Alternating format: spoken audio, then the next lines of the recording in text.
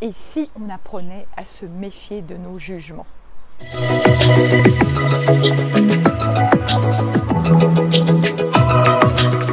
Bonjour, ravie de vous retrouver pour cette nouvelle capsule. J'espère que vous allez bien, que vous êtes en forme. Alors je continue mes petites séries de vidéos dehors en ce moment. Je profite de ce super temps et j'espère que ça vous fait du bien. Alors c'est vrai, hein, on a toujours tendance, vous l'avez remarqué, hein, à juger trop vite, à étiqueter, à cataloguer. C'est quelque chose de plus fort que nous, hein, en vérité. Et c'est souvent lié à nos états émotionnels aussi, en fait. Plus on est dans des émotions fortes, et plus on va tendance à avoir jugé l'autre trop vite.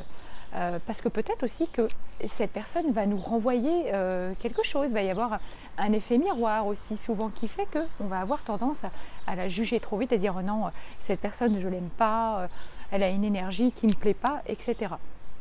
Alors, quand on est dans plus connecté là à notre cerveau gauche, quand on est plus rationnel, on arrive plus facilement à prendre du recul face à nos émotions et peut-être qu'on sera moins dans le jugement là et plus à l'écoute. En tout cas, on arrivera à mettre de la distance. Ce qui n'est pas le cas quand on est plus dans notre cerveau droit, en tout cas plus dans l'hyper-émotivité où là on va avoir tendance à juger tout de suite et trop vite. Donc, ce que j'aimerais vous inviter à faire, c'est vraiment à vous méfier comme ça de votre jugement premier parce que on a tous souffert, je pense, dans nos vies d'être étiquetés, catalogués et c'est toujours très difficile à vivre et ça nous met vraiment dans un inconfort. Donc, ce que j'aimerais, c'est que chaque fois que vous ressentez que vous portez un jugement, en fait, on n'est pas du tout dans la rationalité quand on porte un jugement. On n'est pas factuel, on n'est pas descriptif. Donc déjà, de vous poser des questions, ok, est-ce que ce que je ressens est la réalité ou est-ce que c'est pas mon émotion, mon état du jour qui fait que je vais porter ce jugement trop vite. Donc, imaginez-vous être un petit martien qui prend de la hauteur et qui vous regarde en train d'agir. Voilà.